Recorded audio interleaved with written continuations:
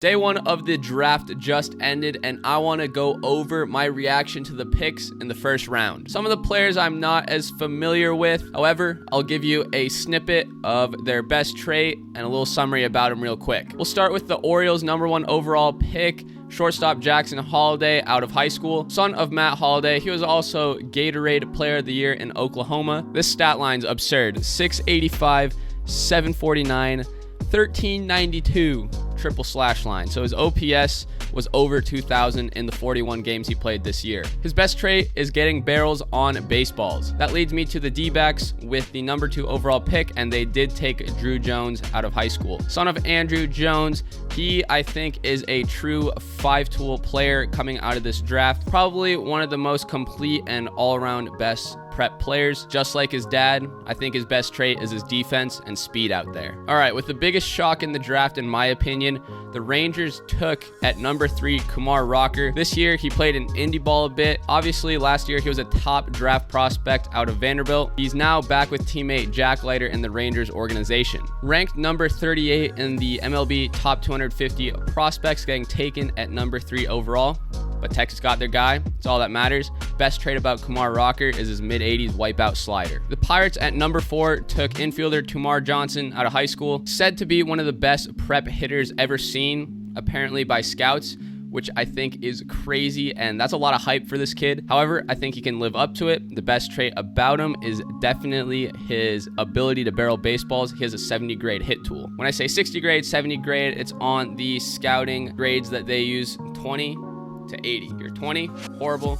80, excellent. At #5, the Nationals took Elijah Green out of high school. He's an outfielder and by far lots of raw power. His best trait is that light tower power. The Marlins at #6 took Jacob Berry out of LSU. He is a switch hitting menace. I think he is the most complete hitter in college baseball. The best trait about him is that he is a true threat from both sides of the plate. At #7, the Cubs took Cade Horton out of Oklahoma. He flew up draft boards because of his stellar performance in the postseason with Oklahoma, and his best trait is his upper 80s slider, which is also paired with a upper 90s fastball. At #8, the Twins took Brooks Lee out of Cal Poly. I think he is the most polished college player out of this draft. Not necessarily highest ceiling, but definitely he's got a very high floor, and his best trait about him is that he never strikes out. At #9, the Royals took Gavin Cross out of Virginia Tech. He's raked at Virginia Tech. He raked at USA baseball last summer, and I think he's going to rake in pro ball as well. His best trait is his gap-to-gap power. This one fires me up probably the most, and that is #10, the Rockies taking Gabe Hughes out of Gonzaga. Highest pick out of Gonzaga, plays with a lot of emotion out there. He's got that dog in him. This is one of the guys that I've actually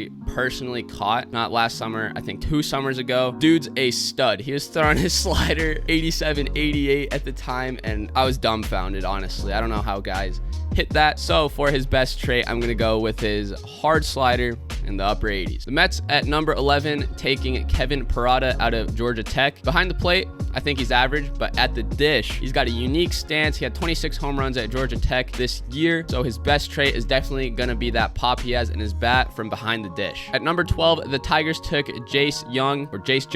I always forget how to say his last name. Another unique stance that he has. It seems like during the games I watched Texas Tech play, he was always doing some damage. So his best trait is the combination of that hit tool and that power. At #13, the Angels took Zach Neto out of Campbell. Dude's got some swag, man. He's got a chip on his shoulder, and I love that. Great interviewer as well. I loved his interview at the draft. Huge leg kick at the plate. Everyone knows about Zach Neto's leg kick. He just seems like an LA guy as well, and his best trait is a 60 grade hit tool. At #14, the Mets took Jet Williams out of high school. I didn't know too much about this kid. 5'8", on the shorter end for sure in this draft. Might be the shortest player drafted, especially in these top rounds, but he is already drawing comparisons to Altuve because of his height. Got some sneaky power, but definitely his best trait is his speed. At #15, the Padres pick up Dylan Lesko. This is a great pickup for them. You know, some risk, some reward in here. He had Tommy John in April. Before that, he was supposed to be one of the best prep arms in this class, but the scouts rave about his changeup. It is a 70 grade changeup coming out of high school, and he throws mid-90s as well, and in no time, I think he'll be a huge payoff down at 15. Number 16, the Guardians taking Chase DeLauder out of James Madison. Highest draft pick out of James Madison, kind of like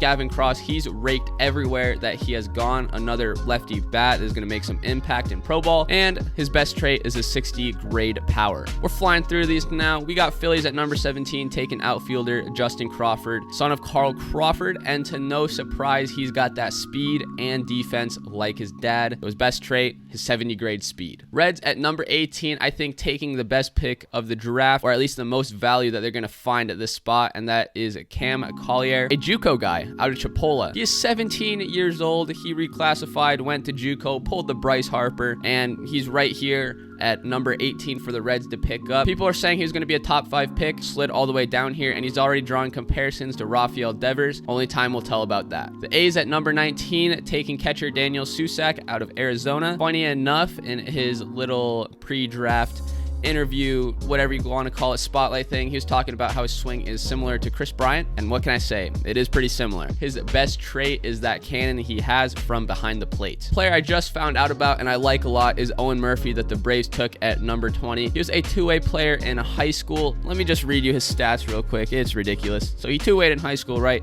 He hit .548 with 18 home runs on the year. What did the Braves draft him as? They drafted him as a pitcher. So let's take a look at his pitching stats. .12 ERA, 137 strikeouts in 58 and a third innings pitched. Oh my goodness. Yeah, that plays. The Mariners at number 21, we have Cole Young, a shortstop out of high school. Does everything at a high level, not necessarily one tool that sticks out from above the rest, but if I had to pick one, his best trait is his 60 grade hit tool. At number 22, the Cardinals take Cooper Jerpy. I think that is awesome. Cooper Jerpy, in my opinion, one of the clutchest in-game pitchers, stepped up huge for Oregon State this year. Just has that it factor on the bump. You watch a guy and you just see his competitiveness ooze out of him. I think all his pitches play up because of his three-quarter arm slot deceptive delivery, but his best trait, I'm going to go with he's got that dog in him. Number 23 for the Blue Jays, Brandon Barreria, a high school left-handed pitcher, a true pitcher,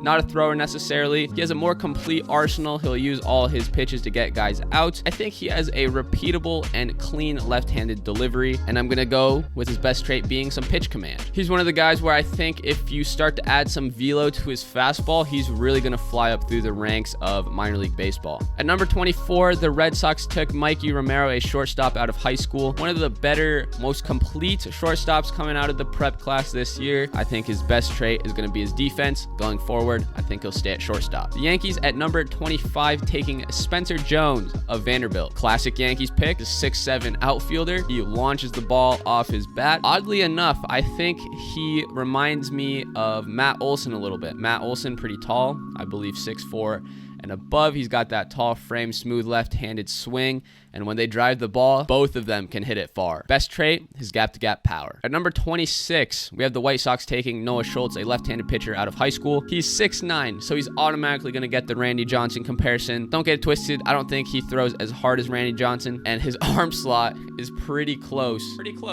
to Randy Johnson. So keep an eye out for Noah Schultz going forward. At number 27, we have the Brewers taking Eric Brand Jr. out of Coastal Carolina. This was a guy I wasn't too familiar with. It seems like his best trait is his defense. He can play shortstop and play literally anywhere else on the infield, second base, third base. And I'm sure if he's getting drafted this high, his hit tool is pretty good as well. The Astros at number 28 taking Drew Gilbert out of Tennessee. He's going to bring the energy to the clubhouse. 5'9", shorter end of the draft, but he packs a punch with his bats. Even though his bat's really good, is going to end up being his defense out there and his 60 grade arm. At number 29, the Rays shocked all of us once again, just like the Rangers did, and took Xavier Isaac, a first baseman out of high school. Number 113 on the MLB top 250. Scouts rave about his best raw power in the class. And I'm not going to doubt the Rays because this seems like a high risk, high reward. If they can get him to make more contact with the ball, he already hits it hard, so he's going to naturally be able to drive the ball. Final pick in the actual first round of the MLB draft in 2022 was Reggie Crawford. The Giants took him at number 30, and he is out of UConn. He can hit at an elite level, and he can also pitch at an elite level. I believe he's coming off of some sort of arm injury. Maybe Tommy John, was it? Touches triple digits on the bump, so he's legit on the bump. If the hitting doesn't pan out, if he gets hurt, you can go swing the bat,